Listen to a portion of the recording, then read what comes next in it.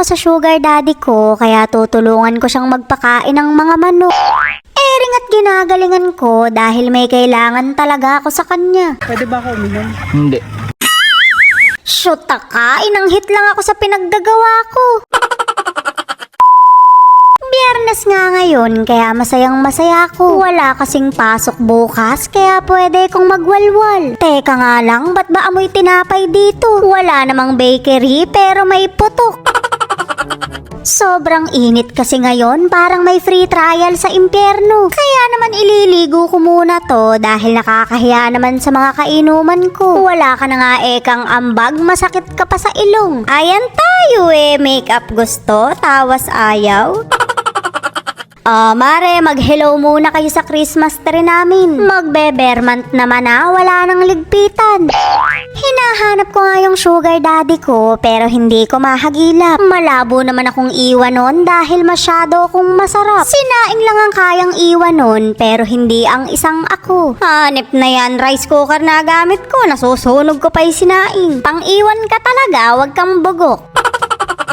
Nilabas ko na nga yung pitchel ko dahil papunta na yung mga bisita ko. Pinagsaing ko na sila para di na nila iraos yung gabihan nila. Ayan tayo inuman daw pero iraraos lang pala yung hapunan. Mare, si Self talaga yung kausap ko. Kailangan kong itigil yung diet ko ngayon dahil ayokong tumago sa pader. Kailangang may lamanan tiyan kapag tatagay. Mukhang nakikisama pa yung panahon dahil kabud na lang lumulam. Hindi mo alam yung lulam, hano? I-google mo na lang.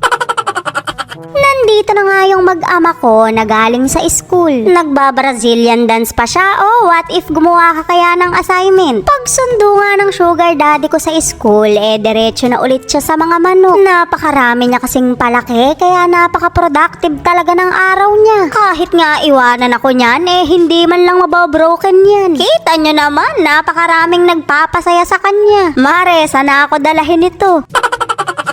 Syempre, napaka-supportive kong housemate kaya tutulungan ko siya. Wala akong kailangan sa kanya kayo lang ang nag-iisip niyan. Eri na nga yung mga palaki niya at 7 months pa lang to. Hindi pa pang sabak sa exam pero grabe nang magsipalo. Mare, maski ako inaaway. What if bigyan nyo kaya ako ng ulam ideas? Maliliit nga muna yung pakakainin namin at parang ibig ko na lang mag-sleep. Abay, sobrang dami nito. Paano mo naman lahat mapapakain to? 4 months pa nga lang sila kaya hindi pa nakatali. Napakatyaga talaga ng sugar daddy ko dahil iniisa-isa niya pa yan ng bakuna. Samantalang ako iisa lang, hindi pa niya matusukan ng bakuna. Ano ba'y pang injection mo, gold? Hindi pa nga raw tapos dahil meron pang 2 batch. Gusto mo yan, di ba? Tapusin mo.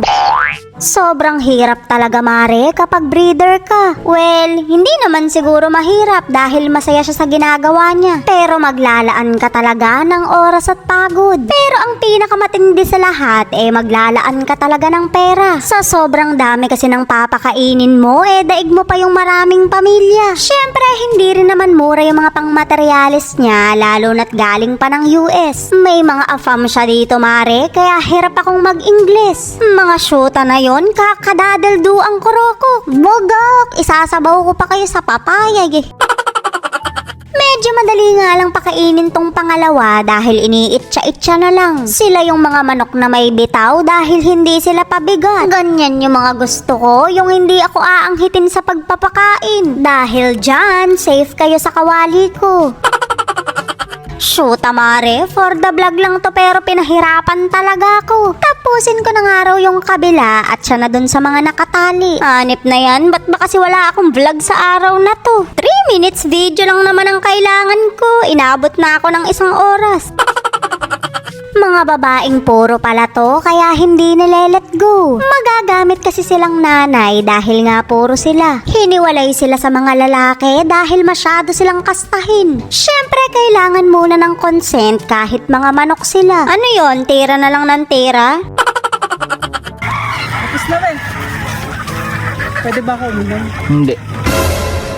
Shoot, Mare, hindi ko rin kaya siya payagang sumabong. Ang sabi ko nga ipapunta na yung mga bisita ko, kaya wala na siyang magagawa. Mabilis naman siyang kausap, basta wag daw akong magwawala. Grabe ka naman sa akin, napaka-behave ko kaya kapag lasing.